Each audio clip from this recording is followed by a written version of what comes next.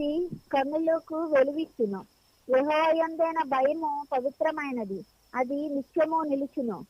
యెహోవా న్యాయ విధులు సత్యమైనవి, అవి కేవలము న్యాయమైనవి. అవి బంగారు కంటను విస్తారమైన మేలిమి బంగారు కంటను కోరదగినవి.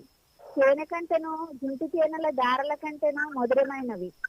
వాటి వలన నీ సేవకుడు హెచ్చరిక నొందును. వాటిని గైకొనుట వలన గొప్ప లాభము కలుగును.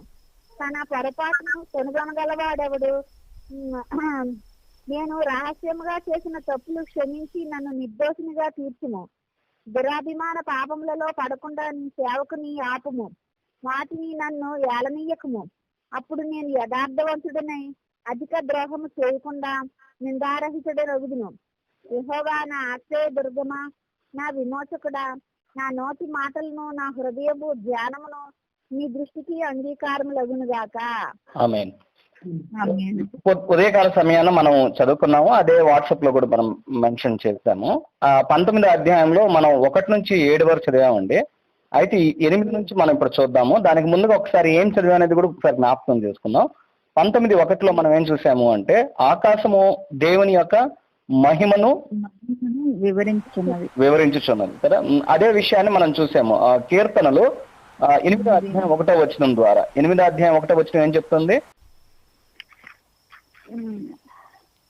యెహోవా మా ప్రభువా, ఆకాశంలో నీ మహిమను కనుపరచువాడా, భూమి అంతటా నీ నామము ఎంత ప్రభావం గలది.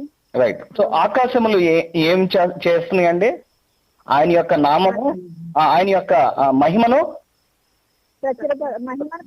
కనపరుచుతుంది. ఆకాశము ఆయన యొక్క. అందుకని మనం కొన్ని ఎగ్జాంపుల్స్ గా ఉదయకాల సమయంలో చూసాము. అదేమని అంటే, పౌలు దేవుని చూసే ముందు ఆకాశం నుంచి వెలుగు రావటము, అదే విధంగా ప్రతి చోట కూడా మనం ఆకాశములో నివసించి వాడా అని చెప్పేసి అనటము, మనము అదే ఒక నిచ్చెన చూడటము, యాకోబు చూసిన దర్శనములో ఒక నిచ్చెన ఆకాశంకి భూమికి వేయటము. దేవుడు నివసించే స్థలం ఏంటి అంటే ఆకాశం అని. అందుకని ఆకాశం మీద కూడా ఒట్టి పెట్టుకోకూడదని ఎన్నో విషయాలు చూస్తాను. అంటే ఆకాశం ఒక విధంగా చెప్పాలంటే దేవుడు నివసించే స్థలం అనుకున్నాం. కానీ దేవుని యొక్క విషయాన్ని మనం ఇంకా లోతుగా చూస్తే, ఆకాశము ఆయన సింహాసనము, భూమి తన పాదపీఠము. ఆకాశములో ఉండి ఆయన చేసేది ఏంటి అనేది చూస్తే, ఆకాశంలో ఆయన నామము మహిమపరచబడుతుంది. మరి భూమి మీద ఆకాశంలో ఆయన మహిమపరచబడుతున్నాడు, భూమి మీద ఆయన నామము 8:1 ప్రకారం ఆయన నామము ప్రభావం కలిగింది ఎక్కడంటే భూమి మీదే. అదే విషయాన్ని ఒకసారి కీర్తనలు 50వ అధ్యాయం 6వ వచనం చెప్తుంది. ఏం చెప్తుందండి? కీర్తనలు 56వ వచనం. దేవుడు తాను న్యాయకర్త అయి ఉన్నాడు, ఆకాశము ఆయన నీతిని తెలియజేస్తున్నది. ఆయన ఏమై ఉన్నాడు? దేవుడు న్యాయకర్త అయి ఉన్నాడు. ఆకాశంలో ఏం తెలియపరుస్తున్నాయి? ఆయన నీతిని తెలియపరుస్తుంది. ఇందాక చదివిన 8:1 ఆకాశం ఏం తెలియపరుస్తుంది? ఆయన మహిమను. భూమి ఆయన యొక్క నామాన్ని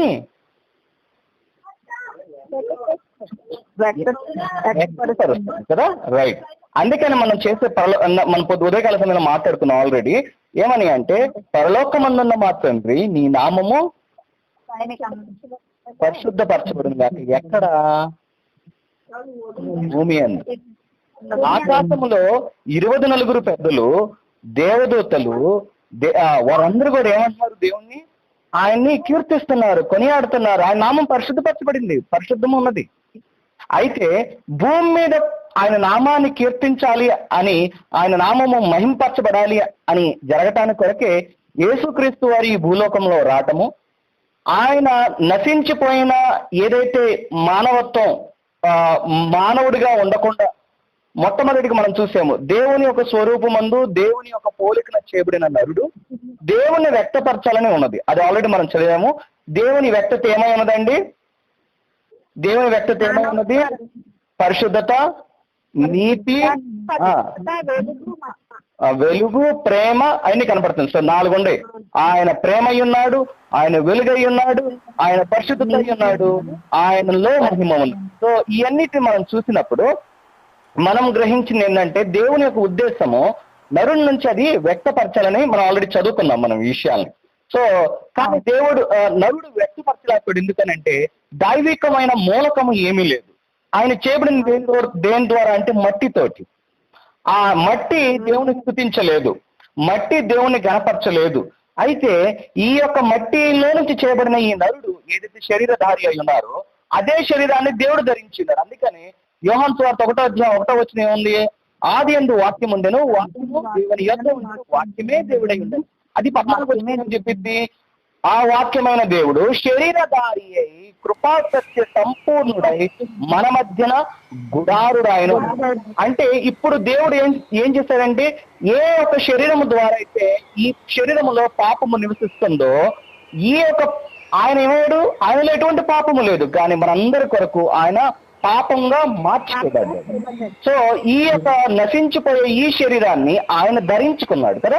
ఈ ధరించుకున్న దేవుడు ఏమంటే ఆయన శరీరం ఉందా ఇవాళ సమాధిలో వెతికితే? ఆయన సమాధి తెరవబడింది. అంటే మరణమా నీ ముళ్ళు ఎక్కడ అని మరణపు ముళ్ళును విరిచేశాడు.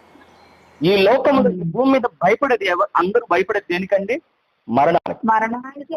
అటువంటి మరణాన్నే మింగివేస్తున్న నిత్య జీవం కలిగిన దేవుడు మన దేవుడు. ఆ జీవం కలిగిన దేవుడు ఆయన శరీరంగా ఇప్పుడు ఎవరిని చేశాడు? సంఘాన్నే చేశాడు. ఆయన శరీరం ఇవాళ ఎవరు? ఆయన శిరస్సు అయి ఉన్నాడు, దేహము ఆయన సంఘమై ఉన్నది. అందుకని ఎఫెసీ 5వ అధ్యాయం మొత్తం చదువుతున్నప్పుడు భార్యాభర్తల సంబంధం చెప్తూ ఆ భర్త భార్యకి శిరస్సు ఉన్నాడు, భార్య శరీరమై ఉన్నది అని చెప్తూ ఇది క్రీస్తుకి సంఘానికి పోలి ఉన్నది అంటే. ఇవాళ దినాన ఆయన పాదపీఠము ఏనో భూమి అని ఉంది అంటున్నారు. ఇవాళ మన ఒక దేవుని యొక్క పాదాల క్రింద ఈ సాతానుడి యొక్క తలను చితక్కొట్టానని ఎప్పుడు చెప్పాడు? ఆది కాండంలోనే చెప్పేశాడు. ఆ ఒక స్త్రీ సంతానంగా నేను వస్తానని, ఆ సర్పమేమో ఆయన యొక్క మెడములు కొట్టిద్దని. అయితే ఆ సర్పం యొక్క శిరస్సును తలను కొట్టేవాడు ఎవరు అంటే స్త్రీ సంతానం నుంచి వస్తానన్నాడు. ఇవాళ సాతానుడి యొక్క తలను చితక్కొట్టింది ఎక్కడంటే ఈ భూమి మీద. శిరస్సు అంటే ఏంటి అంటే అది దాని యొక్క గుర్తింపు. శిరస్సు అనేది ప్రభుత్వాన్ని చూపిస్తుంది. అయితే ఈ భూమికి ఒక దినాన ప్రభు ఎవరు అంటే సాతానుడే. అయితే దేవుడు శిలువ మరణం జరిగినప్పుడు మరణమా నీ ముళ్ళెక్కడ నీ మరణపు ముళ్ళను విరిచేశాడు. అంటే దాని యొక్క ప్రభుత్వము ఇవాళ దినాన లేదు. మరి ఎవరి చేతిలో ఉంది? దేవుని చేతిలో ఉంది. ఆ దేవాతి దేవుడు వెళ్తూ ఒక పని చేశాడు. ఏం చేశాడండి? తాళపు చెవులు ఎవరికి ఇచ్చాడు? తన భార్య సంఘానికి ఇచ్చాడు. ఇప్పుడు ఈ సంఘం ఏం చేయాలి? ఏదైతే బంధించిద్దో సంఘము యేసుక్రీస్తు నామములో అది భూమి మీద బంధించింది. ఎక్కడ బంధించబడుద్ది? పరలోకం. ఏదైతే మనం విడుదల దాయిస్తాం అది విడుదల కలిగింది. అంటే మనం బంధించే దేవుడి వ్యక్తిని కాదు, వ్యక్తిలో ఉన్న దురాత్మ శక్తుని. అందుకనే పేతురుతోటి ఏమంటాడు దేవుడు? పేతురా నీ బండపైన నా పేతురు అనే బండపైన నేను సంఘాన్ని కట్టేదను అని చెప్పిన దేవుడే అదే పేతురు తర్వాత ఏమంటాడు? ఈ యొక్క గిన్నె నీ నుంచి దూరం అవును కాక అంటే దేవుడు ఏమంటే సాతానా ఇక్కడ నుంచి పొమ్ము అంటే ఒకే వ్యక్తిలో దేవుడు ఎంతవరకు ఉన్నాడు నిజమో దయ్యం కూడా అదే ఉందని. దేవుడు ఉంది మన ఆత్మలో అయితే సాతానుడు ఎక్కడ ఉన్నాడంటే ఈ యొక్క శరీరంలో ఉన్నాడు. మన మనస్సును అనగా ప్రాణ భాగంలో ఉన్న ఒక మనస్సు మన ఆత్మ వైపు తిప్పితే అదే రోమిలి 8:6 ఏం చెప్తుందంటే ఆత్మానుసారమైన మనస్సు జీవము సమాధానము, అదే శరీరానుసారమైన మనస్సు మరణము అంటుంది. మీరు వెలుగు సంబంధులు అయితే మీకు చీకటితో ఏం పని అంటే వెలుగు సంబంధులు అంటూనే వీళ్ళ చీకటితోటి వీళ్ళు ప్రయాణం చేస్తున్నారు. అదే హానోకు చేసిన పని ఏంటండి? ఆయన దేవునితో పాటు నడిచెను. నడక అనేది ఏం చూపిస్తుంది అంటే మన బ్రతుకును చూపిస్తుంది. మాట్లాడటం కాదు, బ్రతకాలి అంటే ఆయనలో అంటు కట్టబడి ఉండాలి. ఆయనలో ఏ ఒక్క ద్రాక్షలో తీగలు అంట కట్టబడి ఉంటాయో ఆ తీగలు ఏం చేస్తాయి? ఫలాలను చూపిస్తుంది. ఆ ఫలము ఏం చూపిస్తుంది అంటే ఆ చెట్టును చూపిస్తుంది. ఇప్పుడు ద్రాక్షవల్లిలో ఉన్న తీగల మనమైనప్పుడు ఆ ద్రాక్షవల్లి ఏమై ఉన్నది చూపించేది ద్రాక్షవల్లి కాదు, తీగలే. దేవుడు ఏమై ఉన్నాడని చెప్పేది ఎవరు? మన ద్వారా వ్యక్తపరచటానికి మనల్ని ఉంచాడు దేవుడు. అయితే మనం జ్ఞాపకం చేసుకోవాల్సింది ఈ యొక్క కీర్తనకారుడు రాయబడుతున్న ఈ 19వ అధ్యాయంలో ఏం చెప్తున్నాడండి? ఆయన ఒకసారి చూద్దాం, మళ్ళీ వెనక్కి వెళ్ళిపోయి 19:1 ఏముందండి? ఆకాశము ఆయన యొక్క మహిమను. అవునండి. సో మనం జ్ఞాపకం చేసుకోవాల్సింది ఏంటంటే అది ప్రచురం చేస్తుందంటే రోమీలు 1:20.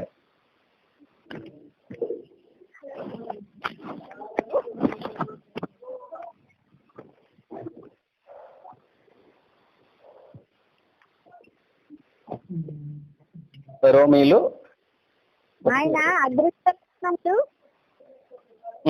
ఆయన శక్తియు దేవత్వమును జగతుత్పత్తి మొదలుకొని సృష్టింపబడిన వస్తువులను ఆలోచించట వలన చేతబడుచున్నది గనుక వారు నిరస్తులై ఉన్నారు. నిరస్తులై ఉన్నారు. చూడండి ఎంతో క్లియర్ గా రాయబడింది. కనపడని దేవుడు ఆయన యొక్క శక్తియు ఆయన యొక్క దైవత్వము వ్యక్తపరుస్తుందంట ఈ లోకం. మనము వర్షం లేకపోతే మనకి తిండే లేదండి. మనం ప్రతి ఒక్క నరుడు చూసేది ఆకాశం వైపే చూస్తాడు. ఎంత తెలిసినా కూడా ఆకాశం వైపు ఎందుకు చూస్తున్నాడంటే ఆకాశం ఆయన సింహాసనం. ఒప్పుకున్నా ఒప్పుకోకపోయినా మనకి ప్రభు ఎవరు అంటే ఆయనే. సో ఇదే విషయాన్ని అక్కడ చెబుతూ ఆయన యొక్క పనులు ఏం జరుగుతుందంటే 9:1 మరొకసారి చదువుతాం. 19:1 మరొకసారి చదువుతాం.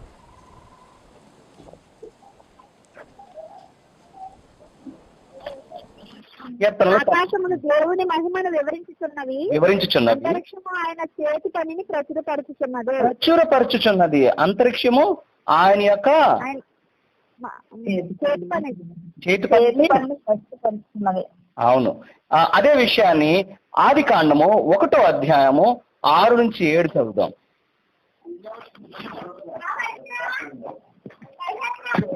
మరియు దేవుడు జలముల మధ్య ఒక విశాలము కలిగి ఆ జలములను ఈ జలములను వేరుపరిచి దాకాన్ని కలిసెను. దేవుడు ఆ విశాలము చేసి విశాలము క్రింది జలములను విశాలము మీద జలములను వేరుపరచగా ఆ ప్రకారం అయ్యను. దేవుడు ఆ విశాలమునకు ఆకాశం అని పేరు పెట్టెను. అస్తమయమును ఉదయమును కలుగుగా 2వ దినమాయను. రైట్. కీర్తనలు 151 వచనం. ఎంత తమ్ముడు? కీర్తనలు 150 అధ్యాయము 1వ వచనము. యెహోవాను స్తుతించుడి, ఆయన పరిశుద్ధాలయమునందు దేవుణ్ణి స్తుతించుడి, ఆయన బలమును ప్రసిద్ధి చేయు ఆకాశ విశాలమందు ఆయనను స్తుతించుడి. ఆకాశ విశాలపరిచాడు. ఏమి చూస్తున్నాము అంటే ఇది మన ఆలోచనకి అగమ్య గోచరము. ఆలోచించడానికి సరిపోదు. ఎందుకనంటే ఆయన ఈ నీటిని వేరు చేసినాక ఒక నీరేమో ఆకాశంలో ఉంది, ఇంకో నీరు భూమి మీద ఉంది. నీరు లేకపోతే మనకు బ్రతికే లేదండి. కొంచెం వివేచన కలిగి ఆలోచిస్తేనే నీరు లేకపోతే మనకు బ్రతికే లేదు. ఆ నీరుని కూడా ఎక్కడి నుంచి వస్తుంది? భూమి మీద ఉన్న నీరు తాగటానికి కూడా పనికిరాదు. మన భారతదేశం మూడంతులు కూడా సముద్రంతో ఉంది, కానీ తాగలేము. మనకు వచ్చే నీళ్లు హిమాలయ పర్వతాల నుంచి వచ్చే నీళ్లు ఏమి ఉండదు, మహా అయితే ఒక 10% కూడా ఉండదు. మనకు వచ్చే నీళ్లు ఎక్కడి నుంచి వస్తుంది అంటే ఆకాశం నుంచి పడుతున్న ఆ ఒక చిరుజల్లు నుంచి వస్తున్న నీళ్లే నదులుగా మారి నదులు మనం కడుపుతాయి. అంటే నిజంగా వాక్యము లోతును గ్రహిస్తే బాహ్య సంబంధమైన భౌతికమైన విషయాలను కూడా గ్రహించుంటే ఇంకా దేవుని మనము ఘనపరుస్తామే కానీ ఎక్కడ కూడా ఆయన గురించి మన మనోనేత్రాలు తెలవబడతాయి. ఎందుకనంటే సౌలు విషయం చూసినప్పుడు సౌలు ఎంతో జ్ఞానండి. దేవుడు పామర్లు ఎన్నుకున్నాడు, దేవునికి స్తోత్రం. నిజంగా పామర్లు కాదంటలేదు, కానీ దేవుడికి దైవిక జ్ఞానం కలిగిన వ్యక్తులు కూడా కావాలి. పాత నిబంధనలు రాసింది ఎవరు? ఆ 10 పుస్తకాలు రాసింది ఎవరు? మోషే. మంచి జ్ఞాని, బాగా చదువు. ఆ చదివే లేకపోతే రాసేవాడు కాదే. అంటే చదువు కూడా దేని కొరకు? దేవుని కొరకే. మనకి ఇచ్చిన జ్ఞానము దేని కొరకు అంటే ఆయన ప్రచురపరచటానికి. ప్రతి దాంట్లో వెతికితే దేవుని యొక్క ఘనత మనం చూడగలుగుతాం. ఇలా ఉదయకాల సమయంలో మేము పాట పాడుకుంటాం. ఏం పాట అంటే ఆకాశముల్ దాని క్రిందున్న ఆకాశము భూమి పైనున్నవన్నీ భూమి పైనున్నవన్నీ దేవా నిన్నే పొగడును దేవా నిన్నే పొగడును లెక్కించలేని స్తోత్రము దేవా ఎల్లప్పుడూ నీ పాదము లెక్కించలేని స్తోత్రము దేవా ఎల్లప్పుడూ నీ పాదము ఇంతవరకు నా బ్రతుకులో నా బ్రతుకులో నీవు చేసిన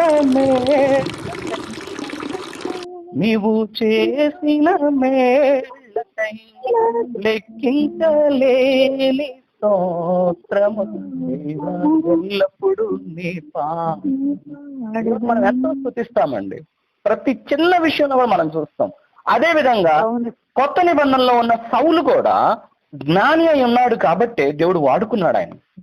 పత్రికలు కొత్త నిబంధనలో ఉన్న 2/3 వంతులు రాసిన పత్రికలు ఎవరు రాశారంటే పౌలు రాశారు. అంటే నిజంగా మనకి దేవుడిచ్చిన ఆత్మ ఒక విధంగా చెప్పాలి అంటే అవివేకమైన ఆత్మ కాదు, ఇచ్చింది వివేచన కలిగిన ఆత్మను. ఈ వివేచన కలిగిన ఆత్మను మనం గ్రహించి నిజంగా దేవుని యొక్క ఆ యొక్క శక్తిని మనం గ్రహించినప్పుడు నిజంగా మనం గ్రహించేది ఏంటంటే ఆకాశములు మనతో మాట్లాడుతుంది. అందుకని పగలో రాత్రియో అంట 2వ వచనంలో వండిద్దండి. పగలు చెప్తుందండి 19:2 చదవరా?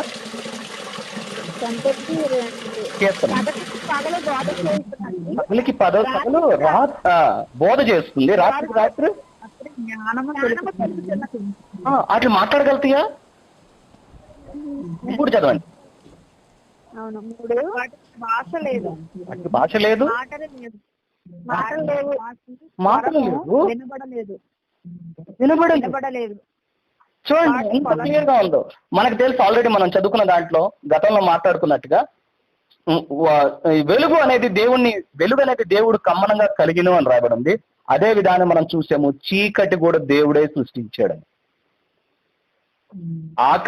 దేవుడు సృష్టించింది వెలుగు ఒక్కదానే కాదు, చీకటిని కూడా. చీకటి అంటే ఎవరు అనుకుంటున్నారు? వెలుగు దేవుడైన చీకటి ఎవరండి? సాతాను కూడా దేవుడే సృష్టించాడు. జ్ఞాన వృక్షమే లేకపోతే జీవ వృక్షం యొక్క విలువ తెలిసేది కాదు, శరీరమే లేకపోతే ఆత్మ యొక్క విలువ తెలిసేది కాదు. మనం గ్రహించాల్సింది ఏంటంటే పగలు ఎంత ఇంపార్టెంటో రాత్రి కూడా అంతే ఇంపార్టెంట్. మన జీవితంలో మన బలహీనత ఎంత ఇంపార్టెంటో మనలో ఉన్న బలము కూడా మనకు అంతే ఇంపార్టెంట్. మనలో ఉన్న బలహీనత ఏంటంటే మన శరీరం. నా ప్రాణమా తినుము త్రాగుము సుఖించుమని బలహీనులుగా మార్చేది మన శరీరం అయితే, మనలో ఉన్న ఆత్మ మనల్ని ఏం చెప్పిద్ది అంటే ఆత్మ వైపు తిరిగినప్పుడు నీ దేవుడైన యెహోవాని మాత్రమే సన్నుతించుము అని జ్ఞాపకం చేసింది. అందుకనే కీర్తనకారుడైన దావీదు ఏమంటా అంటే నా ప్రాణమా యెహోవాను సన్నుతించుము, ఆయన చేసిన భారమును అంటే మన ప్రాణాన్ని మనం ఎటువైపు తిప్పితే అట్లా ఉంటాం. మనం గ్రహించాల్సిందంటే మనలో ఉన్న బలహీనత మనకు తెలియాలి, మనలో ఉన్న బలము కూడా మనకు తెలియాలి. మన జ్ఞాపకం చేసుకోవాల్సింది ఏంటి అంటే పగలు కూడా దేవునికి ఇంపార్టెంటే, రాత్రి కూడా ఇంపార్టెంట్. ఈ రెండు మాట్లాడవు కానీ మనతోటి మనకి జ్ఞానాన్ని ప్రచురపరుస్తుంది అండి. అది మాట్లాడడం ఒక విధంగా చెప్పాలంటే వెలుగు ఉండంగానే చూడండి, వెలుగు ఉండంగానే అందరూ అలర్ట్ అయిపోతారు, చీకటికి మౌనంగా ఉంటారు, ఎవరు కనపడరు. ఇది ఎవరు చెప్తారు? ఎవరు చెప్పరు. మనుషులు అంటే ఓకేనండి, కానీ పక్షులు జంతువులు ఏంటి ఎంత చూపిస్తుంది అంటే మొత్తాన్ని సృష్టిని ఏళ్తుంది వారు నరుడు కాదు, ఏళ్తుంది ఎవరంటే దేవుడు. సూర్యుని క్రింద ఉన్న నరుడు, ఆకాశం క్రింద ఉన్న నరుడు మాటలు కొంచెముగా ఉండవలెను. మన బ్రతుకెంత, మనం ఎంత? ఆ ఆకాశం ఆయన సింహాసనము, భూమి ఆయన పాదపీఠము. ఈ భూమి మీద ఎవరైనా చెప్పగలుగుతారా? నేను చెప్పగలుగుతారా? చెప్పాడంటే వాళ్ళంత మూర్తి ఎవరు లేరండి. నేను అనువాడు దేవుడు మాత్రమే. ఇవాళ ఆయనే ఉంటాడు, రేపు ఆయనే ఉంటాడు, నిన్న కూడా ఆయనే ఉన్నాడు, నిరంతరం ఉండేవాడు ఆయనే. సో ఈ పగల పూట మనము దేవుని కొరకు బ్రతకటము, దేవుణ్ణే వ్యక్తపరచడం. అదే యేసుక్రీస్తు వారు భూమి మీద ఏం చేస్తారంటే పగల పూట అంతయు తండ్రిని వ్యక్తపరిచాడు, తండ్రి కొరకే పరిచర్య చేశాడు. మరి రాత్రికాల సమయం ఏం చేశాడండి? తండ్రితో పూట ఏకాంతంగా దేవునితో గడిపాడు. మన జీవితంలో పగల ఉండిద్ది, రాత్రి ఉండిద్ది. ఇది ఆత్మీయమైన అర్థంలో తీసుకుంటే పగలు అన్నప్పుడు వెలుగు, జనాలు ఉండటం, సంచారం చేయటం, మన బ్రతుకుల్లో మన అనేవాళ్ళు చాలా మంది ఉండొచ్చు. రాత్రి అనేది ఒక ఏకత్వంగా ఒక్కళ్ళే ఉన్నట్టు కనపడతా ఉండేది, ఒంటరితనం కనపడవచ్చు. కానీ ఆ ఒంటరితనం తెచ్చింది దేని కొరకు తెలుసా? దేవునితో గడపటానికి. మరి ఒకరి కొరకు మనం తృష్ణ కలిగి ఉండటానికి కాదు. కానీ దేవుని ఉద్దేశం ఏంటి అంటే మనము దేవునితో సమయం గడపటానికి. ఉదయకాల సమయము, ప్రాతకాల సమయం, రాత్రిపూట కూడా మనం చూస్తే అది చాలా ఇంపార్టెంట్. మనం ఆది కాండం నుంచి మొత్తం చదువుతున్నప్పుడు దేవుడు వాళ్ళతోటి మాట్లాడిన సమయం చూస్తే అది రాత్రికాల సమయం, వారు నిద్రపోతున్న సమయం. యాకోబు చూసిన దర్శనం ఎక్కడ, ఏ సమయం? ఆయన నిద్రపోతున్న, జోసెఫ్ చూసింది నిద్రపోతున్న సమయం. అనగా మనము చూడాల్సిన, జ్ఞాపకం చేసుకోవాల్సిన నిద్ర కూడా నిద్ర కాదు, కానీ దేవునితోటి గడిపే సమయంగా ఉంది. చాలా చాలా ఇంపార్టెంట్ అయి ఉన్నది. సో ఇది ఒక విధంగా చెప్పాలి అంటే అంత మౌనంగా ఉన్నప్పుడు మనం ఏం చేయాలంటే దేవునితో గడపాలి అని చెప్తుంది. అంటే జనాల మధ్యలో ఉన్న, ఒంటరిగా ఉన్న మనము ఆయన కొరకు జతపరచబడిన వారము. అది మనతో మాట్లాడుతుంది. ఎట్లా అంటే ఇప్పుడు ఫర్ ఎగ్జాంపుల్ ఒక భార్యాభర్తలు అంటే కొత్తగా మ్యారేజ్ అయిన వ్యక్తులు ఉన్నారనుకోండి, ఎవరు లేనప్పుడు భార్యాభర్తల సంబంధం బాగానే ఉండిద్ది. కానీ జనాలు వాళ్ళు వీళ్ళు సమయం ఉండకపోవచ్చు భార్యాభర్తల మధ్యన. కానీ ఆ గుంపులో కూడా భర్తని ప్రేమించాలి, భార్యను ఈ భర్త కూడా ప్రేమించాలి. గుంపులో ఉన్నా ప్రేమించాలి, ఒంటరిగా ఉన్నా ప్రేమించాలి. ఇది ఏం చూపిస్తుంది అంటే క్రీస్తుకి మనకి మధ్యన ఉన్న సంబంధం చెప్తుంది. యేసుక్రీస్తు వారు ఈ భూమి మీద వచ్చినప్పుడు పరిచర్య చేసింది ఏంటి అంటే తండ్రి చిత్తాన్ని నెరవేర్చటానికే. ఒంటరిగా ఉన్నప్పుడు కూడా తండ్రి చిత్తాన్ని నెరవేర్చాడు, గుంపులో ఉన్నప్పటికీ తండ్రి చిత్తాన్ని నెరవేర్చాడు. గుంపు అనేది పగలపూట చూపిస్తుంటే ఆ ఒంటరితనం అనేది రాత్రిని చూపిస్తుంది. ఈ రెండు విషయాలు కూడా మనం జ్ఞాపకం చేసుకోవాలి. శోధనలు అనగా రాత్రికాల సమయము, చీకటి ఏం చూపిస్తుందంటే అదే చెప్తున్నాడు కీర్తనకారుడు. ఏమంటాడండి? గాఢాంధకారపు లోయలలో నేను సంచరించినను నీవు నాకు తోడయ్యుందువు, నీ దుడ్డు కర్రయు దండము నన్ను. అంధకారము మామూలు అంధకారం కాదు, గాఢ అంధకారం. అది కూడా ఒక మైదానంగా లేదు, గాఢాంధకారపు లోయలై. అదే ఫ్లాట్ గా ఏం లేదు లైఫ్. లోయలు వెళ్ళే కొద్ది ఇంకా లోతుకు వెళ్ళిపోతా ఉంటుంది, కనపడదు. దాంట్లో సంచరించను అంటే దాని అర్థం ఏంటి? ఎటెలాలో తెలియదు. గాఢాంధకారపు లోయల్లో నేను సంచరించినను, నేను ఏ అపాయంకు భయపడను అంటే దాని అర్థం ఏంటి? ఎవరు లేరు, ఎవరు లేకపోయినా నాకు ఆయన కర్రయు ఆయన దండము నన్ను అంటే నాకు ఆడినాడని గ్రహించడం. ఉన్నా ఉండకపోయిన జనాలు మనకు ఒక వ్యక్తి ఉన్నాడు. అదే ఈ యొక్క పగలపూట రాత్రి మనకు తెలియపరుస్తుంది. ఇదంతా కూడా ఆత్మీయమైన అర్థంలో తీసుకోవాలి. అంటే మనం సంతోషించేటప్పుడు సంతోషించటమే కాదు, దుఃఖపడేటప్పుడు కూడా సంతోషించటం నేర్పుతాడు. అందుకనే మనకు 1 తెస్సలోనికీయులు 5వ అధ్యాయము 17 నుంచి చదువుకుంటూ వెళ్తా ఉంటే అన్ని విషయాలు ఆనందించుడి అంటున్నాడు. ఏ విషయంలో? సంతోషించడం కాదు, అన్ని విషయాల్లో. సంతోషించేటప్పుడు సంతోషించడం లోకం చేసిద్ది, దుఃఖపడేటప్పుడు కూడా సంతోషించడం దేవుడు నేర్పుతాడు మనకి. ఎందుకంటే దుఃఖం కాదు, అది ఆయనతో గడిపే సమయం. జనాలందరూ ఉన్నప్పుడు మనం దేవునితో గడపలేకపోవచ్చు ఎక్కువ శాతం. అందుకనే దేవుడు జనాలందరూ మనల్ని దూరం చేసినారు అనుకుంటాం, కానీ జనాలు దూరం చేయలే, దేవుడే అనుమతించాడు. అబ్రహాము జీవితంలో దేవుడు ఒక్కొక్కరిని దూరం చేస్తూ వచ్చాడు. అబ్రహాము రా అనగానే రాలేదు, వాళ్ళ తమ్ముడు చనిపోయాడు హారాన్. హారాను చనిపోయాడు కాబట్టి ఆ ఒక సమయంలో ఆ అబ్రహాం బయటికి రావటం జరిగింది. తేరాహు అదే విధంగా తేరాహు అంటే వాళ్ళ నాన్నగారు, భార్య శారా, తర్వాత లోతు, వీళ్ళు ముగ్గురు బయటకు వస్తారు. వచ్చిన తర్వాత వాళ్ళు ఐగుప్తుకి వెళ్ళకుండా ముందు ఒక చోట ఆగుతారు. ఆ ఆగిన ప్రాంత పేరే హారాన్ అని పెట్టేశాడు. హారాన్ ఎందుకు పెట్టాడు? తమ్ముణ్ణి అంతగా ప్రేమించాడు అబ్రహాం. ఆ ఊరి పేరే హారాన్ పెట్టాడు. తర్వాత లోతును తీసుకుని వెళ్తున్నాడు. అంటే తమ్ముడి మీద ఎంత మమకారం ఉంది అబ్రహాంకి. అయితే అబ్రహాము విశ్వాసులకు తండ్రిగా మారే ముందు దేవుడు ఏం చేశాడంటే క్రమేపి ఒకరిని దేవుడు దూరపరుస్తా వచ్చాడు.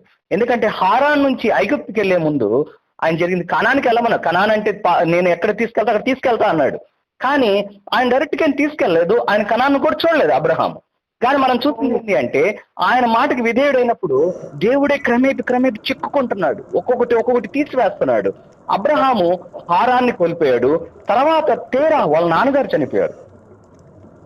తర్వాత ఆ లోతు యొక్క దాసులకి తర్వాత ఈయన యొక్క దాసుల మధ్యన గొడవలు వచ్చినాయి. దూరం అయిపోయారు. నువ్వు ఉత్తరం వెళ్తే నేను దక్షిణం వెళ్తాను, తూర్పు వెళ్తే నేను పడమర వెళ్తాను, దూరం అయిపోయారు. ఇప్పుడు ఉన్నది ఎవరు అంటే అబ్రహాము తన భార్య. అంటే ఏమవుతుంది? అబ్రహాము జీవితంలో ఒక్కొక్కరిని దూరం చేస్తా వచ్చాడు దేవుడు. దేవుడే చేస్తాడు, అబ్రహాం చేయటం కాదు, దేవుడే చేస్తాడు మన జీవితంలో. ఎందుకని? నిజంగా బయట ఏం చేయగలుగుతా అంటే ఏం చేయలేరు. ఎందుకని? మనల్ని ముట్టుకోవటం అంటే దేవుని కనుగుట్టును ముట్టుకోవటం. ఆ దుస్సాహసం ఎవరు చేయలేరు. మనకి యాదృచ్ఛికంగా ఏమీ రావు, దేవుని యొక్క ప్రణాళికలో చేయబడినవే జరుగుతాం. రావ తప్పొచ్చు, సరిచేస్తాడు. దేవుని మాటని అలక్ష్యం పెట్టి మన ఇష్టం వచ్చి బతకొచ్చు, అయినా వదిలిపెట్టాడు. ఎందుకంటే క్రమము చేయండి. దేవుడు క్రమానికి దేవుడు కానీ అక్రమానికి దేవుడు కాదు. సో మనల్ని క్రమపరుస్తాడు, డిసిప్లిన్ చేస్తాడు దేవుడు. వారే డిసైపుల్స్ అంటారు. అంటే శిక్ష లేకుండా శిష్యులుగా మనము మారలేము.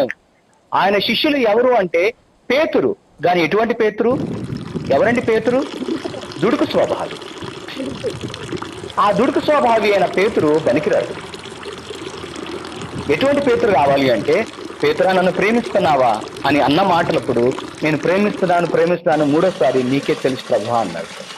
నీకు తెలుసు ప్రభువా అనే పేతురు కావాలి. ఎందుకని అంటే పేతురులో దుడుకు స్వభావం ఉంది. ప్రేమించేస్తున్నాను అనుకున్నాడు కానీ అది స్వాభావికమైన ప్రేమ పనికిరాదు. దేవునికి తెలుసు మన ప్రేమ ఎంత అని. మనం జ్ఞాపకం చేసుకోవాల్సింది ఏంటంటే పేతురు అటువంటి విషయంలో ఉన్నప్పటికీ, అంత దుడుకు స్వభావంగా ఉన్నప్పటికీ దేవుడు ఆయన ప్రేమిస్తానే ఉన్నాడు. పేతురు ముమ్మార్లు నువ్వు నాకు తెలియదు అన్నప్పటికీ దేవుడు ప్రేమిస్తానే ఉన్నాడు. అందుకని పేతురుని అడిగిన మాట, నువ్వు నన్ను ప్రేమిస్తున్నావా అని. ఈ గొర్రెలను నా గొర్రెలను నువ్వు మేపుము, కాయుము. ఏం చెప్తున్నాడు? ప్రేమించటం. సంఘములో ఉన్న ప్రతి ఒక్క గొర్రెను మనము కూడా ప్రేమించబద్ధులమై ఉన్నాం. అందుకని దేవుడు ఏమై ఉన్నాడంటే ప్రేమై ఉన్నాడు, అంతే. అయితే మనకి తెలియదు ప్రేమించటం, దేవుడు నేర్పుతాడు. అందుకని పేతురుతో అది చెప్తూ, నీ యవన కాలంలో నీ ఇష్టం వచ్చిన చోటకి నువ్వు వెళ్తావు, కానీ ఒక సమయము, వృద్ధాప్య సమయంలో నీ నడుముకి వేరే వారు దట్టి కడతారు, నీకిష్టము లేని చోటికి వేరే వాళ్ళు తీసుకుని వెళ్తారు, నీ మరణము నన్ను మహిమపరచును అని రాయబడి. పేతురే గాని స్వాభావికమైన పేతురు బనికిరాడు. ఎటువంటి పేతురుగా మారాలి అంటే సజీవమైన రాయగా మారి, ప్రశస్తమైన రాళ్లుగా మారిపోవాలి. అది మాత్రమే నూతన యెరూషలేములో కట్టబడే రాళ్లుగా మారిపోవాలి. మనం మారలేం. మనలో ఉన్న దేవుడు మనల్ని క్రమేపి చెక్కుతా ఉంటాడు. సో ఆ చెక్కే ప్రాసెస్ లోనే అబ్రహాము జీవితంలో కూడా అదే జరిగింది. ఏమైందండి? అబ్రహాముతో అక్కడ ఆగిపోలేదు. తర్వాత నెక్స్ట్ ఏం జరిగింది? అబ్రహాము ఇంకా వయసు ఉడికిపోయింది, నాకు వల్ల కాదు, పిల్లలు రారు అన్నప్పటికి కూడా హగర్ని తెచ్చినప్పుడు, హగర్తో పాటు వెళ్ళినప్పుడు ఇష్మాయిల్ వచ్చాడు. తర్వాత 13 సంవత్సరాల వరకు దేవుడు మాట్లాడాల.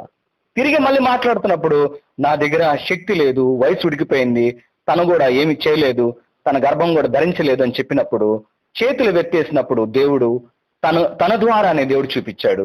అదే ఇస్సాకు పుట్టాడు.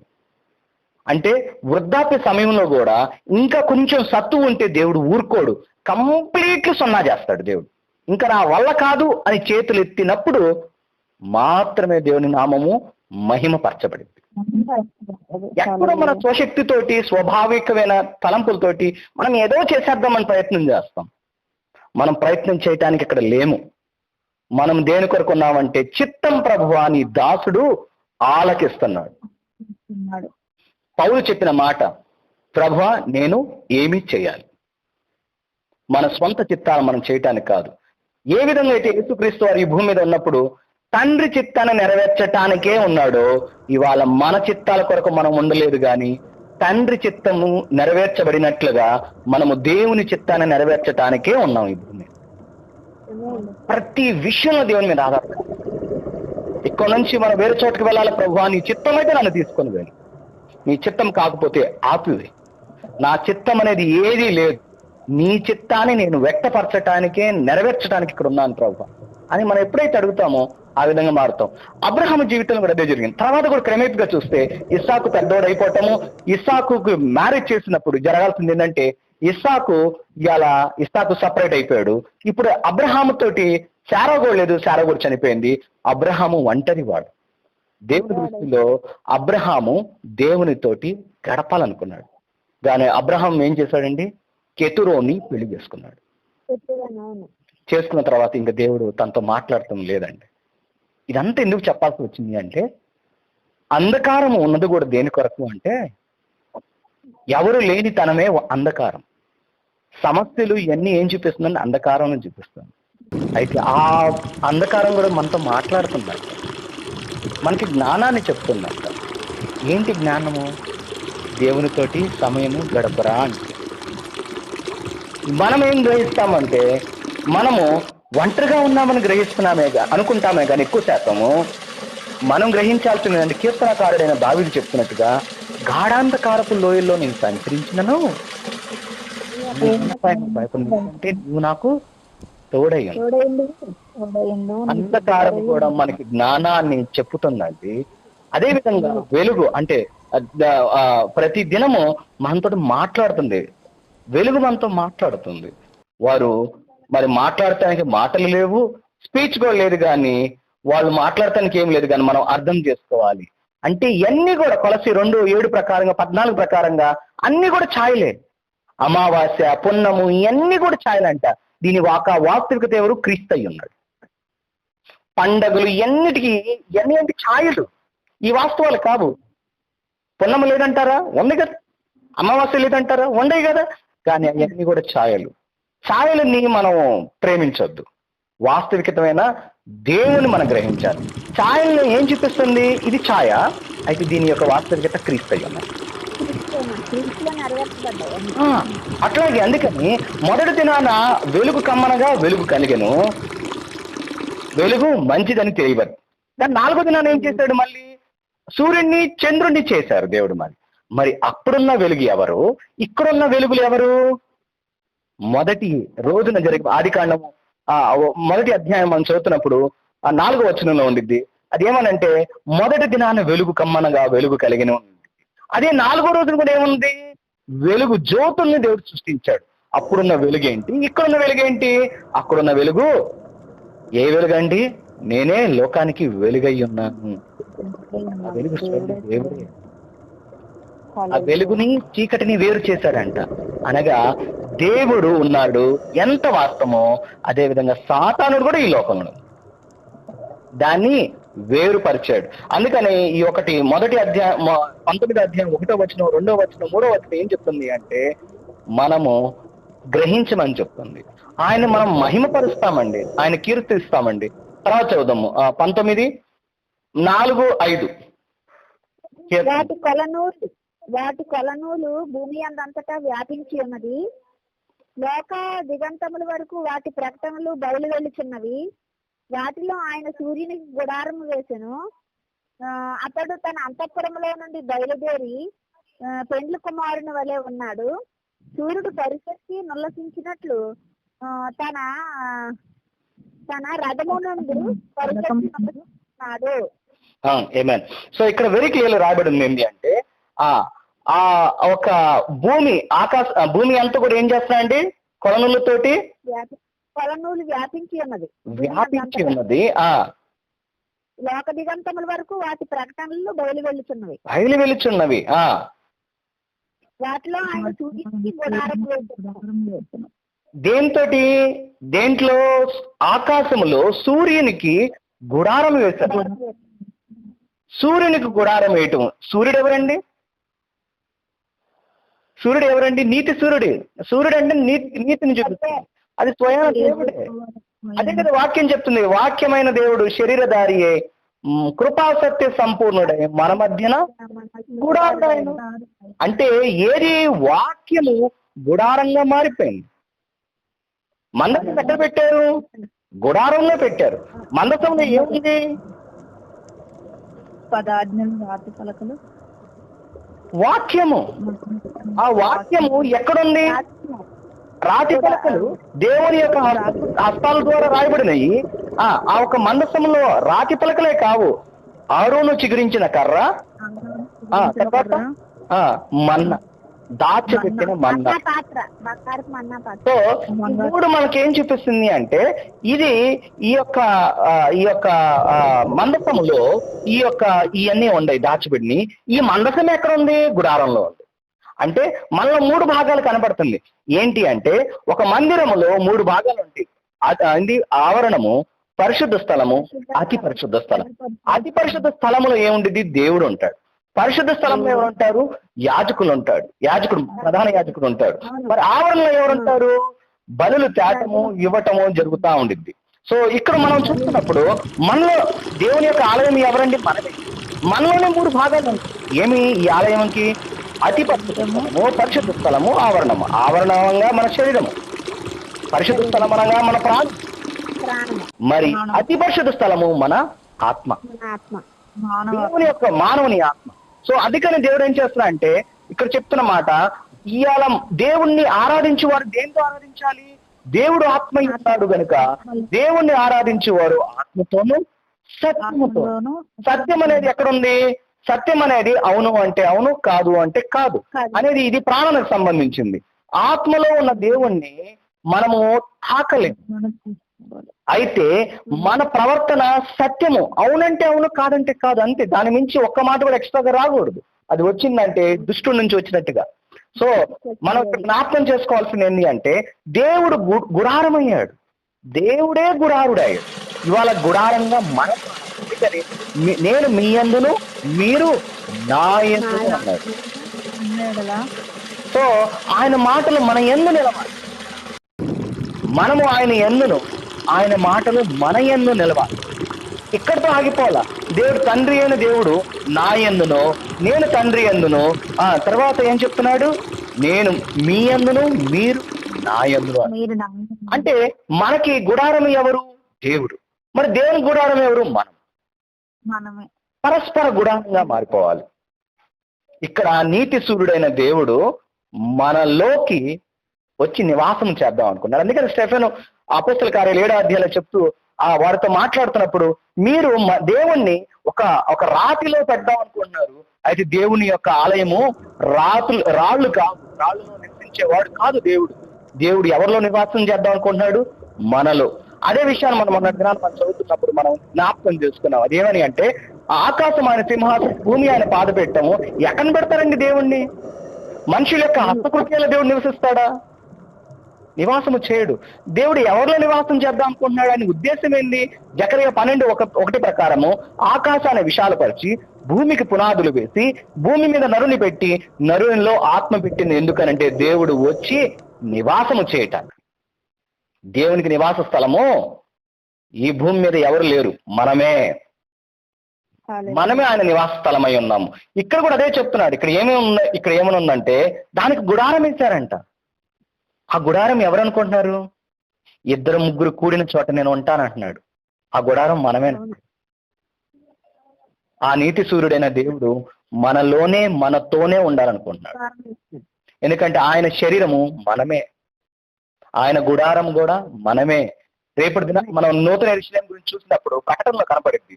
ఆ నూతన యెరూషలేములో వాడబడిన రాళ్ళు ఏంటంటే స్ఫటికమైన రాళ్ళు. ఆ స్ఫటికమైన రాళ్ళు సింహాసనం మీద కూర్చుని ఏం తెలుసండి? ఆ స్ఫటికమైన రాయే. మరి గోడలు కట్టింది ఏంటో తెలుసా అండి? ఆ స్ఫటికమైన రాళ్ళు. మరి ఈ సింహాసనం మీద కూర్చున్న దేవుడైనప్పుడు రాళ్ళు ఎవరు అనుకుంటున్నారు? గాడులు ఎవరు అనుకుంటున్నారు? అది కూడా దేవుడు. దేవుడు దేవుణ్ణి వివాహం చేసుకుంటాడు. మనిషి మనిషిని చేసుకున్నట్టుగా దేవుడు ఎవరిని చేసుకుంటాడు అనుకుంటున్నారు? దేవుణ్ణే చేసుకుంటాడు. Simple logic, right? సో ఒక మనిషిని చేసుకుంటాడు కదా, జంతువులను చేసుకోడు కదా. అట్లాగే మరి దేవుడు వరుడుగా వస్తాం. నెక్స్ట్ చదువుతుంది అదే. దేవుడు వరుడుగా వస్తున్నప్పుడు వధువు ఏమై ఉండాలి?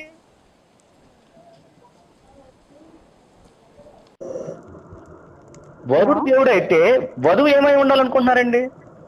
ఆత్మయు వధువును రమ్మని ఉన్నాడు. ఆత్మ వధువు సిద్ధపరిచేస్తుంది. ఎట్లా అంటే ఆయన ఒక జీవంలోను, ఆయన స్వభావంలోను, ఆయన శిరసత్వంలో మాత్రం కాదు, ఆయన జీవంలోను స్వభావంలో క్రీస్తు వలె మనం మారిపోవాలి. సొలొమోను షులోమతితో అన్నప్పుడు ఎట్లా ఉందండి? 6:10 చదువుదామా? సాంగ్ ఆఫ్ సాలమన్స్ ఏమంటారు దాన్ని? పరమగీతాలు 6:10. 6:10.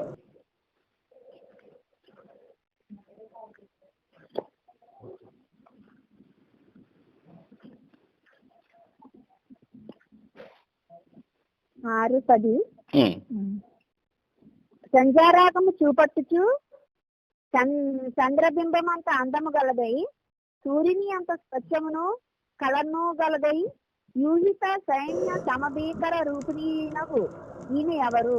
రైట్. మళ్ళీ ఒకటి చదువుతాం. మొదటి చదవండి. సంధ్యారాగం అన్నారు కదా. సంధ్యారాగం అనేది సంధ్యాకాలం అంటే ఏ సమయం అండి? సంధ్యారాగము అంటే ఎంతో ప్లెజెంట్ గా ఉన్నది, ప్లెజెంట్ గా ప్లీజింగ్ గా ఉన్నట్టు. రెండోది సంధ్యారాగము చంద్రబింబము ఏదైతే ఉందో, చంద్రుని యొక్క బింబము. చంద్రుడికి ఉన్న లైట్ ఏదైతే ఉందో, వెలుగు తన సొంత లైట్ అండి, తన వెలుగు అండి. సూర్యుని యొక్క కాంతి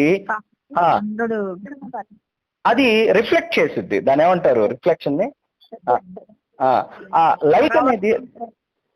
లైట్ అనేది దాని మీద పడి అది రిఫ్లెక్ట్ అయ్యి మన భూమి మీద కనపడుతున్నప్పుడు చంద్రుడికి కాంతి కనపడుతుంది, కానీ చంద్రుడికి సొంత కాంతి ఏమీ లేదు. ఇవాళ ఈ యొక్క లోకంలో చీకటమై ఉన్నది. చీకటమైన ఈ లోకము ఇట్లా చీకటిగా ఉండటానికి కారణం ఏంటంటే సూర్యుడు లేడు. సూర్యుడు అంటే ఎవరండి? దేవుడే. దీనికి ఉదాహరణగా చిన్న ఎగ్జాంపుల్ చెప్పొచ్చు. యేసేపు యాకోబు దగ్గరికి వచ్చినప్పుడు యాకోబు తోటి యేసేపు మాట్లాడుతున్నప్పుడు అన్న మాట ఏంటంటే, సూర్యుడు, చంద్రుడు, నక్షత్రాలు వచ్చి ఆయన ముందు సాగిలి పడిని అని ఆయన దర్శనం ఉంది అని చెప్తున్నప్పుడు యాకోబు అన్న మాట ఏంటంటే, సూర్యుడు అనగా నేను, చంద్రుడు అనగా మీ అమ్మ, నక్షత్రాలు అనగా మీ అన్నలు వచ్చి నీ ముందు సాగిలి పడతామా అన్నాడు. సూర్యుడు ఎవరు? తండ్రిని చూపిస్తుంది. చంద్రుడు ఎవరిని చూపిస్తుంది? తల్లిని చూపిస్తుంది. స్త్రీ అనగా సంఘాన్ని చూపిస్తుందండి. మనం అనుకోవచ్చు సూచనలుగా ఎందుకు చూడాలి, చిహ్నాలుగా ఎందుకు చూడాలి అంటే, ఖచ్చితంగా చిహ్నాలు చూడాలి. మనకి ప్రతిదినము ప్రతి ఆదివారం పూట మనం బలను సమీపించే కొద్దీ అక్కడ చెప్పేది ఏంటంటే, ఈ రొట్టె దేవుని యొక్క చిహ్నాలే కదా. ముసుగు వేసుకోవడం ఏంటంటారు? చిహ్నం కాదా? విధేయత చూపిస్తుంది. అది ప్రతి విషయంలో ఒక చిహ్నంగా ఉంది.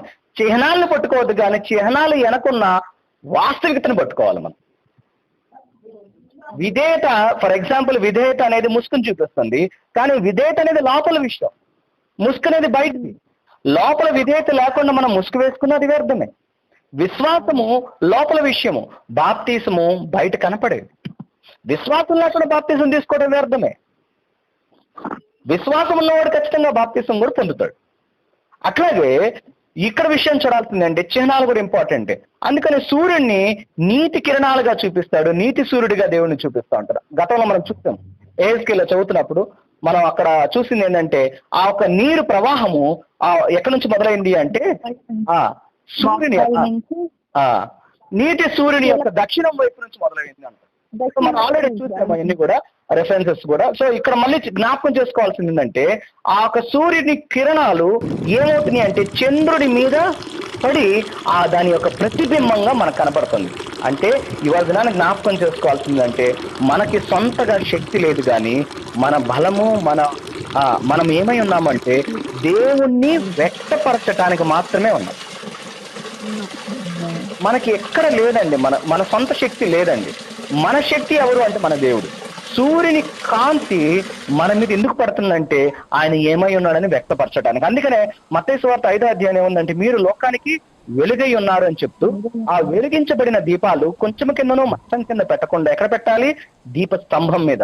దీపస్తంభము మనం ఆల్రెడీ చూసాము. అది దీపస్తంభం అంటే సంఘము.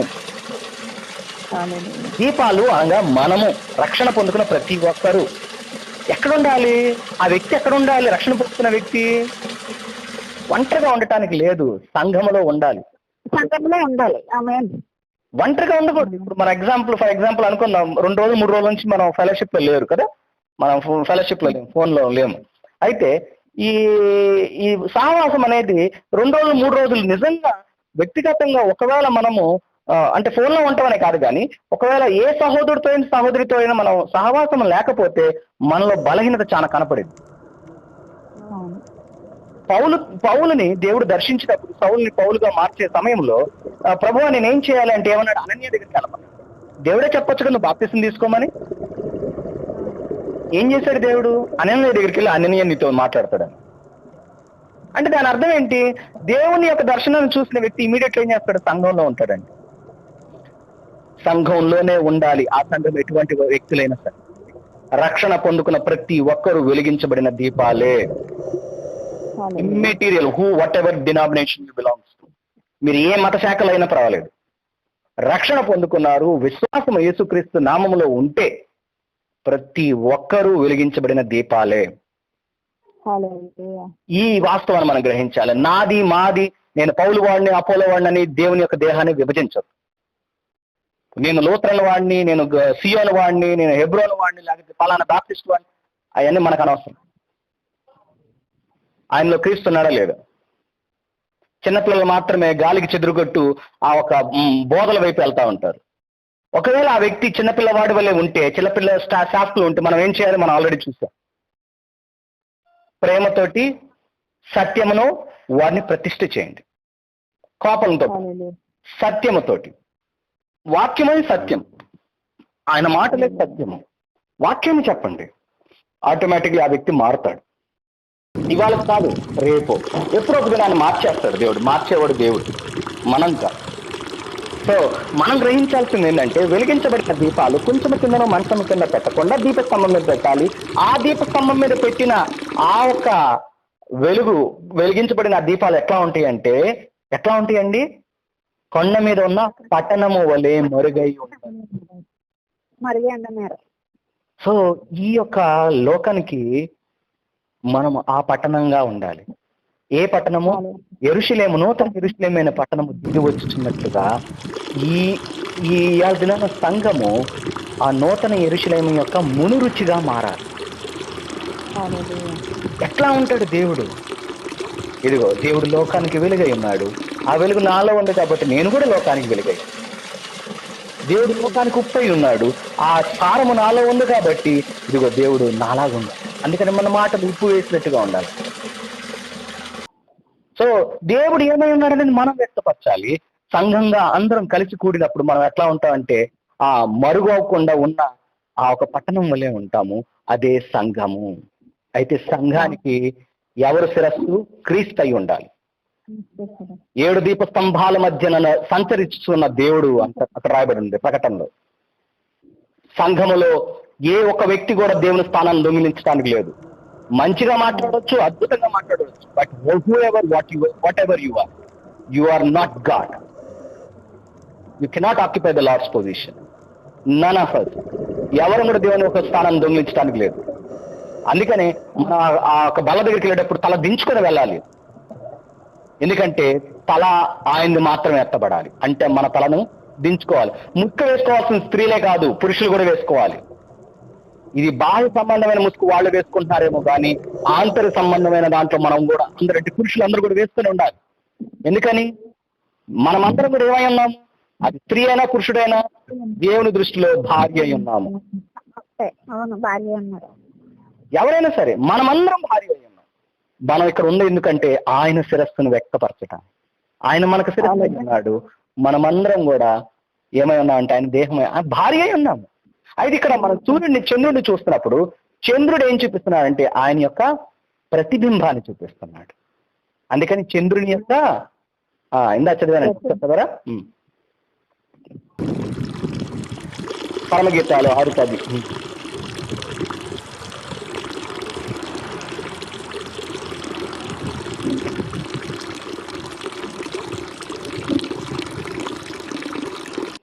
సంచారాగము చూపట్టుకు చంద్రబింబమంత అందము గలదై సూర్యుని యొక్క స్వచ్ఛమును కళలను గలదై యూహిత సైన్య సమభీకర సూర్యుని యొక్క స్వచ్ఛమైనది సూర్యుడు మాత్రమే.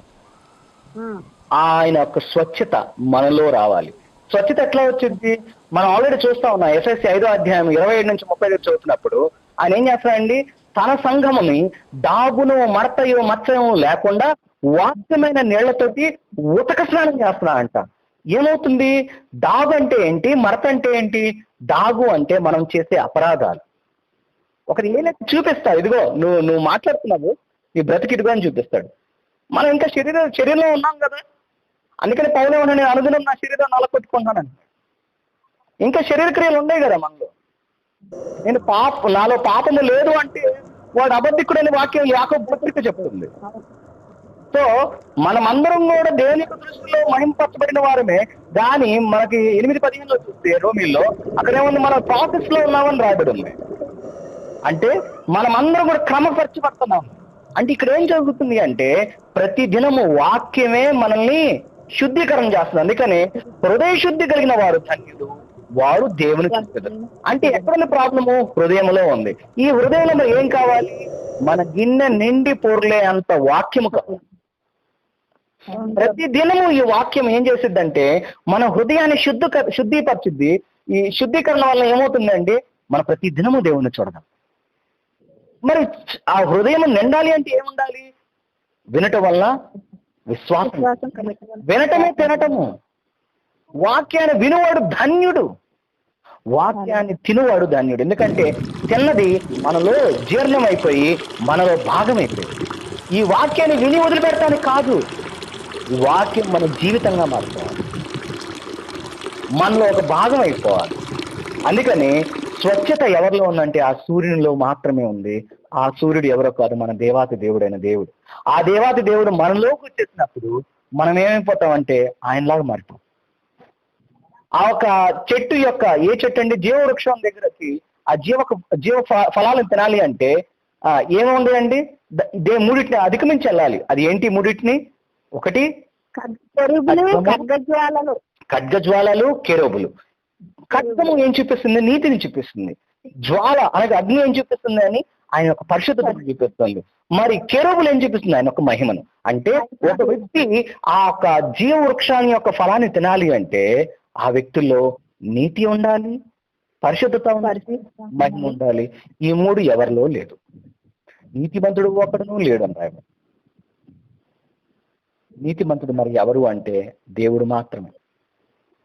పరిశుద్ధుడు ఎవరు అంటే దేవుడు మాత్రమే. మహిమకి యోగ్యుడు ఎవరు అంటే దేవుడు మాత్రమే. మనకు తెలుసు ఆ ఒక జీవవృక్షం ఎవరో కాదు, ఆ పరదేశిలో ఉన్న జీవవృక్షము స్వయాన దేవుడే. ఆ దేవుడే మనకి ఇలా ఎట్లా ఉన్నాడు? వాక్యంగా ఉన్నాడు. వాక్యాన్ని తిన్నవాడు ఏమవుతాడంటే వాక్యంగా మారిపోతాడు. ఎందుకని? హృదయం ఏది నిండితే అదేగా నోరు మాట్లాడేది. మన హృదయం ఎంత నిండితే మనం లెగిచినా కూర్చున్నా ఏం చేస్తున్నా నా ప్రియుడు నావాడు అని చెప్పేసి మనం మాట్లాడుతూ ఉంటాం. అదే సొలొమతి చేసింది. ఒక దినాన సొలొమతి దగ్గరికి వచ్చినప్పుడు ఆమె నిద్రపోతుంది. ఆ కిటికీ నుంచి తొంగి చూసినప్పుడు మీరు ఒకసారి చదవండి, 6 అధ్యాయాల్లో చదువుతున్నప్పుడు మీకు అర్థమైంది ఆ విషయం మొత్తం కూడా. సులోమతి నల్లదాన అయిన దాన్ని కూడా ఆయన ఎంతో ప్రేమించాడు. ఆయన ప్రేమించాడు అని ఆయన గ్రహించే టైం కల్లా ఆమెలో సోమరిపోతానం కనబడతా ఉండిద్ది. కిటికీలో వచ్చి ఆయన చూసినప్పుడు కూడా ఏం లెగవలేని స్థితిలో ఉంది.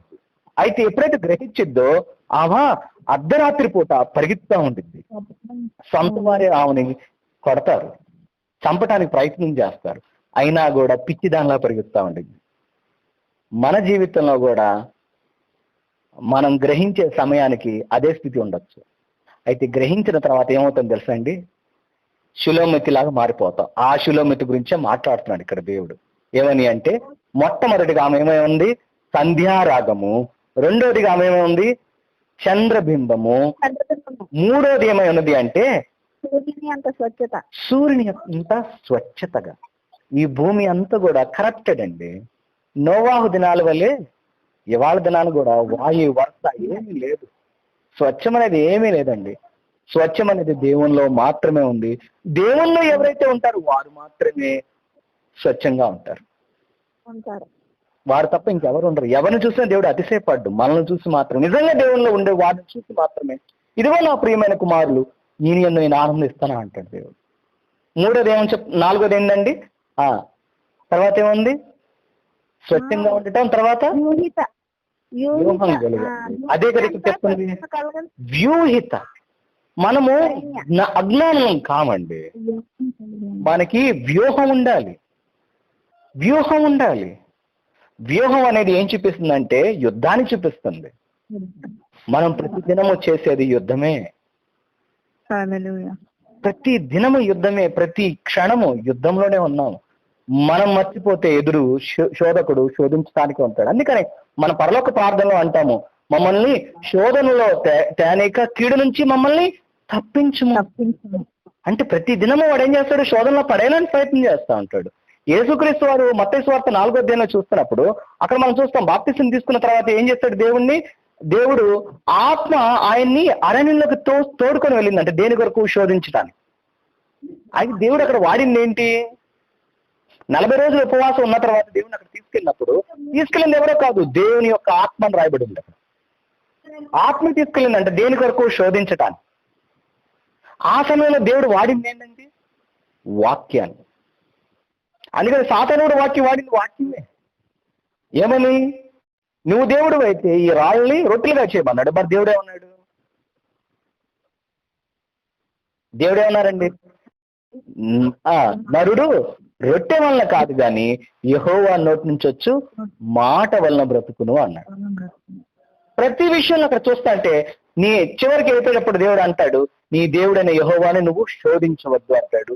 అక్కడి నుంచి వెళ్ళిపోయేది. అక్కడ అన్ని కూడా సంభాషణ మనం చూస్తే. బ్రదర్ హలో, సిస్టర్ కట్ అయిపోయినట్టుంది బ్రదర్, వాళ్ళని యాడ్ చేస్తాను. చేయండి.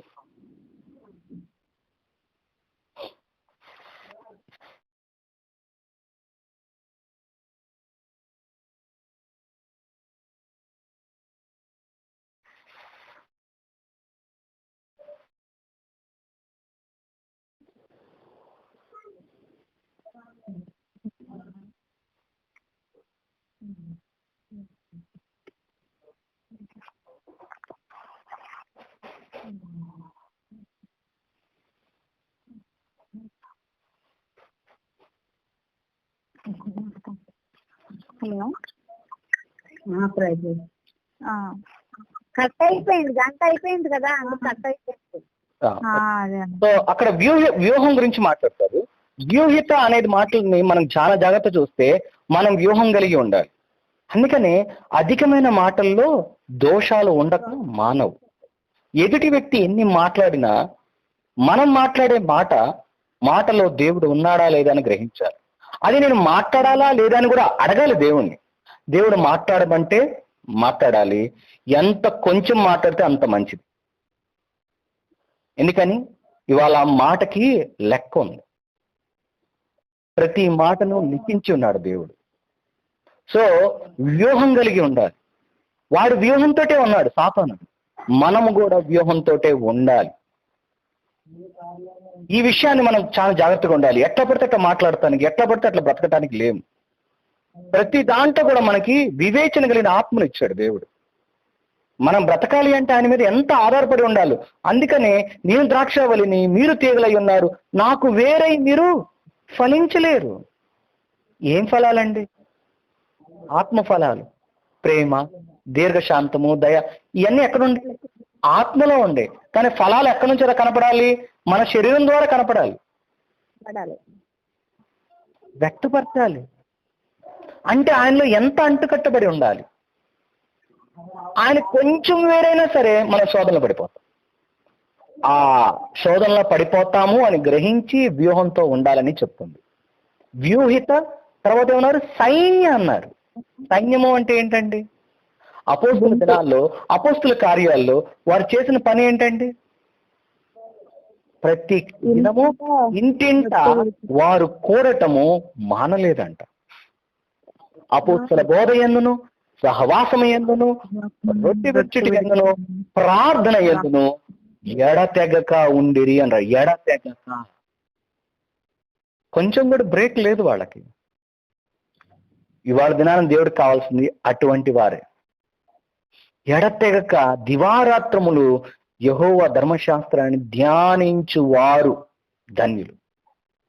ఒంటరిగా ఉంటే పడిపోతాం. అందుకని దేవుడు నరుడు ఒంటరిగా ఉండటం మంచిది కాదని పెళ్లి విషయమే కాదు, సహవాసం విషయంలో కూడా చెప్పాడు. శిష్యులను పంపించినప్పుడు ఒంటరిగా పంపించలా, ఇద్దరిద్దరుగా పంపించాడు. ఎందుకని? ఒకడు పడిపోయినా ఇంకో వాడు లేపుతాడని. సైన్యంగా ఉండాలని వాక్యం సెలవిస్తుంది. ఒంటరిగా ఉంటే నేను గొప్పవాడినని వ్యక్తపరచుకుంటామేమో. మనము ఎప్పుడు కూడా ఎట్లా ఉండాలండి? సైన్యంగా ఉండాలి. గిద్యోని యొక్క యుద్ధములో ఆ 300 మంది గిద్యోన్ని ఎక్కడ కూడా వారు దూషించలేదు. గిద్యోని ఒక పిరికివాడు. గిద్యోన్ని వారు ఏం దూషించలేదు, కానీ వాళ్ళందరూ కూడా మౌనంగా ఉండి యుద్ధం చేశారు. యుద్ధం చేసిన పరికరాలు ఏంటండి? కొండలు, బోరలు, ఆ దివిటీలు. అక్కడ జరిగింది ఏంటి? వాళ్ళు కేకలు వేయాలి. ఏమని? యెహోవా ఖడ్గానికి జయము, గిద్యోను జెరుబాబేలు ఖడ్గానికి జయము అన్నారు. సో అక్కడ జరిగిన సంఘటన ఏంటి అంటే, జయము అనేది ఎవరికి? దేవునికి. అదేవిధంగా గిద్యోను కాదు, అక్కడ జెరుబాబేలు కాదు. అక్కడ ఎవరు? ఆ జెరుబాబేలు స్వయం దేవుడే. వాడు జయము అని చెప్పాల్సిన మాట మందే. నిజంగా ఇవాళ దేవుడు ఆల్రెడీ గెలిచేశాడు యుద్ధం. గెలిచిన యుద్ధాన్ని మనం ఏం చేయాలి? బలంగా పట్టుకొని నిలబడాలి. ఈ భూమి అంతా ఆయనదే. అందుకని అన్నాడు, నలుదిక్కులు విస్తరించండి. ఇది ఆజ్ఞ. ఎందుకని? మనం అడుగుపెట్టే స్థలాన్ని మనకు స్వాధ్యంగా ఇస్తారంటే ఏంటి? ఆల్రెడీ దేవుడు గెలిచేశాడు, మనం అడుగు పెట్టడమే ఇంపార్టెంట్. అక్కడ దేవుడు యుద్ధాన్ని ఎప్పుడో గెలిచేశాడు. దాన్ని డిక్లేర్ చేయాల్సిన వాళ్ళం మనమే ఉన్నాం. సో మనం ఆ దినాన్ని జ్ఞాపకం చేస్తే ప్రతి క్షణము మనం ఏమై ఉండాలండి? సైన్యంగా ఉండాలి. ఎట్లా సైన్యము అంటే, నలుగురు మొన్నటి దినం మనం చదువుకున్నాం. దాంట్లో ఏం చూసామంటే, ఒక వ్యక్తి పక్షవాయు కలిగిన వ్యక్తిని ఎంతమంది తీసుకెళ్లారండి? నలుగురు. వారిని ఒక పైకప్పు నుంచి దేవుని దగ్గర దించినప్పుడు ఆ ఇంట్లోకి దేవుడు అన్న మాట ఏంటండి? వీరి విశ్వాసము ఈ రోగిని స్వస్థపరిచింది. ఎవరి విశ్వాసము? వారిది, సైన్యముది. ఒక సహోదరు బలహీనంగా ఉండొచ్చు. ఆయన యొక్క పరిస్థితి చూస్తే కాళ్ళు చేతులే పనిచేయట్లేదు, బ్రతికున్నా చచ్చిపోయిన వాళ్ళలాగా ఉండొచ్చు. కానీ దేవుడు మనకు తాళపు ఇచ్చాడు. దేని బంధిస్తామో అది బంధించబడిద్ది. ఎటువంటి వారము అంటే సైన్యంగా ఉన్న వారము. సంఘానికి దేవుడు ఇచ్చాడు వ్యూహిత సైన్య సమ అంటే దేవునితో సమానంగా మారిపోవటం. ఎట్లా మారగలుగుతాము? మనమేమో నరులము, ఆయన ఏమో దేవుడు. ఎట్లా మారగలుగుతామండి? సొలొమోను ఒక భార్య పేరు ఏంటండి? సులోమితి అంటే మిస్సెస్ సాలమన్. Mrs Solomon.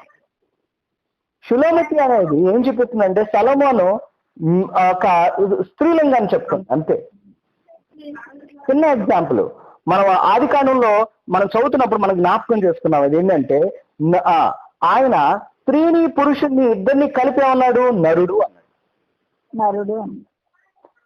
అదే విధంగా మన జ్ఞాపకం చేసుకునేది ఏంటంటే, స్త్రీ పురుషుల్లో సగభాగము అంటున్నాడు.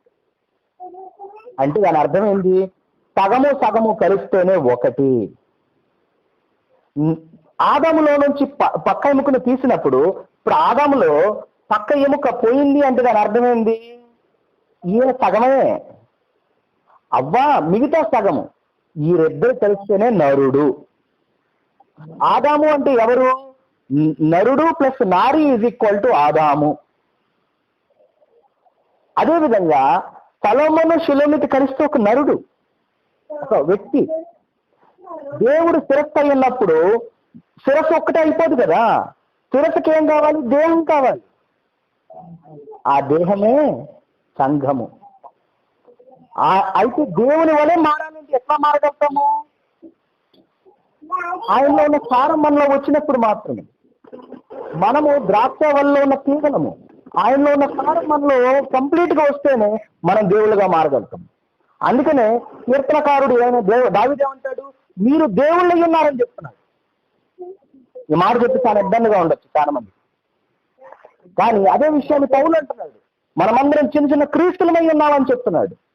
దేవుడే అన్నాడు, ఒక గోధుమ గింజ చనిపోకపోతే అనేక గోధుమ గింజలుగా మారవు అని చెప్తున్నాడు. దేవుని యొక్క నివాస స్థలం ఎవరై ఉన్నారు? మనమై ఉన్నాం. దేవుడు ఎక్కడున్నాడు? ఇలా మనలో. దేవుడు పరిశుద్ధుడు కనుక ఆయన మనలోనే ఉన్నాడు కాబట్టి మనం పరిశుద్ధులమై ఉన్నాం. సో మనం జరగాల్సింది ఏంటంటే ఆయనలో అంట కట్టబడి ఉంటేనే, ఎంత అంట కట్టబడి ఉంటే ఆయన సారం అంతా మనలోకి వస్తే మనము సమంగా మారుతాం. ఎప్పుడైతే సమంగా మారుతామో అప్పుడు శత్రువుకి భీకరంగా కనపడతాం. భీకరంగా కనపడాలి అంటే పైన చెప్పిన మొత్తం ఉండాలి. మొదటిది ఏమై ఉండాలండి? సంధ్యారాగంగా. రెండోది చంద్రుడి యొక్క ప్రతిబింబంగా. మూడోది నీటి స్వచ్ఛంగా నీటి సూర్యుడి వలె. నాలుగోది ఏంటండి? వ్యూహం కలిగి. ఐదోది ఏంటండి? వ్యూహము, వ్యూహిక తర్వాత సమంగా. అప్పుడు మాత్రం భీకరంగా ఉంటాం. అప్పుడు శత్రువుకు సాతానుడు అంటాడు, నాకు యేసు కూడా తెలుసు, నాకు పౌలు కూడా తెలుసు. పౌలు తెలుసు అంటే పౌలు క్రీస్తు వలె మారిపోయాడు. అందుకని అన్నాడు పౌలు, నేను కాదు నాలో ఉన్న క్రీస్తే. ఏ ఆత్మ అయితే యేసుక్రీస్తు వారిని లేపెనో అదే ఆత్మ మనలో కూడా నివసిస్తుందని ఆదినానే పౌలు అన్నాడు. ఇవాళ అదే ఆత్మ మనలో కూడా ఉంది. ఆ ఆత్మ వలన మాత్రమే మనం సమంగా మారగలుగుతాము. ఆ మారినప్పుడు మాత్రమే ఆయన గుడారంగా మనం మారగలుగుతాం. ఇది చదువుతున్నంత 19:4 ఆ గుడారం ఎవరో కాదు, ఇవాళ మనమే. అయితే 19:5కి వెళ్దాం. చివరి వచ్చిన చదువుదాం సార్, క్లోజ్ చేద్దాము. కీర్తనలో 19:5 అండి. అతడు అంతఃపురంలో నుండి బయలుదేరి కుమారుని వలె ఉన్నాడు. సూర్యుడు పరిగెత్తనుల్లసించినట్లు తన పథకమందు పరిగెత్తనుల్లసించున్నాడు. అతడు ఆకాశం ఈ దిక్కు నుండి బయలుదేరి ఆ దిక్కు వరకు దాని చుట్టూ తిరిగి వచ్చున్నాడు. అతని వేడిమికి మరుగైనది ఏదీ లేదు. ఈయన వస్తువులు ఎట్లా వస్తున్నాడండి? దేవుడు ఎట్లా వస్తున్నాడండి? వరుడుగా వస్తున్నాడు కదా. ఇదే విషయాన్ని యెషయా ఆల్రెడీ ప్రవచించాడు. 62:5. యెషయా 62:5.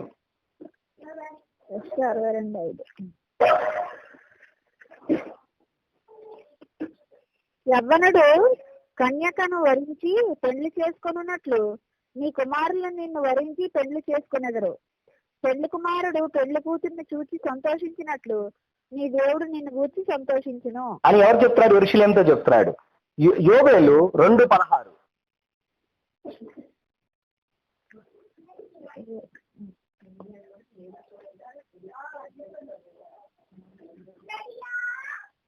యోబేలు 2:16. జనులను సమకూర్చుడి, సమాజ కూటమును ప్రతిష్ఠించుడి, పెద్దలను పిలువనంపించుడి, చిన్నవారిని సన్యపానము చేయి బిడ్డలను తోడుకొని రండి. పెళ్లి కుమారుడు అంతఃపురములో నుండి పెళ్లి కుమార్తె గదిలో నుండి రావలిను. పెళ్లి కుమార్తె గదిలో నుంచి, పెళ్లి కుమారుడు ఎక్కడి నుంచి? అంతఃపురము నుంచి. యోహాను సువార్త 3వ అధ్యాయము 29వ వచనము.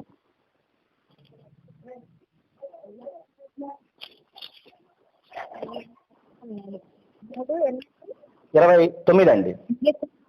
గలవాడు పెండ్లి కుమారుడు అయితే నిలవబడి పెండ్లి కుమారుని స్వరము వినిడి స్నేహితుడు ఆ పెండ్లి కుమారుని స్వరము విని మిక్కిలి సంతోషించును.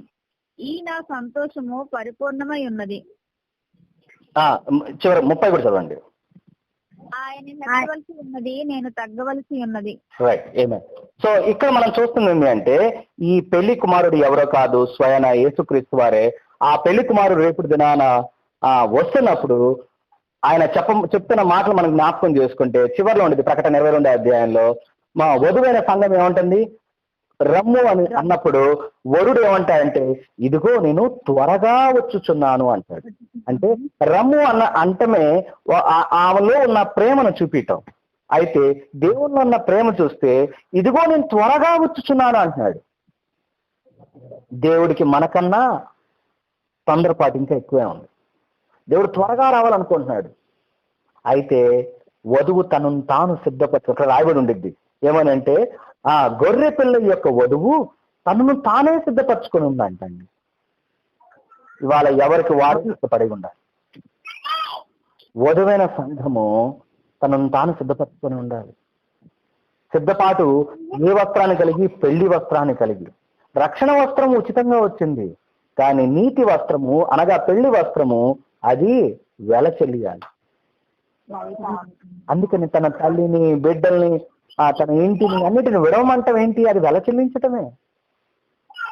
ఆ ఒక్క మరియా, బాతనులో ఉన్న మరియా ఆమె తనకున్నదంతా అమ్మివేసి అత్తరు బిడ్డను తెచ్చి దేవుని యొక్క పాదాల దగ్గర పోస్తున్నప్పుడు అందరూ అన్న మాట ఏంటి వ్యర్థపరుచుకుంటున్నావంట. విలువైంది అంటున్నారు. వాస్తవమే. ఆ అత్తరు బుడ్డి అది ఎంతో విలువైనది. అది అమ్మివేసి పేదలకు ఇవ్వచ్చు అని చెప్పేసి వాళ్ళు కూడా అంటున్నారు. స్థలాలు కూడా చెప్తారు వాళ్ళు. నిజంగా అది ఎంతో విలువైనది, ఎందుకంటే అది తన బ్రతుకును చూపిస్తుంది. అయితే ఈ అత్తరు బుడ్డి కన్నా విలువైన వ్యక్తి ఆమె ముందు కూర్చున్నాడని గ్రహించింది. ఈ భూమి మీద ఉన్న ప్రతి ఒక్క నరుడు గడ్డితో సమానము. తన సంపాదించిన పేరు, ప్రతిష్టలు గడ్డి పువ్వుతో సమానము. గడ్డి వాడిపోయేది, దాని యొక్క పువ్వు వాడిపోయేది. మరి దేని కొరకు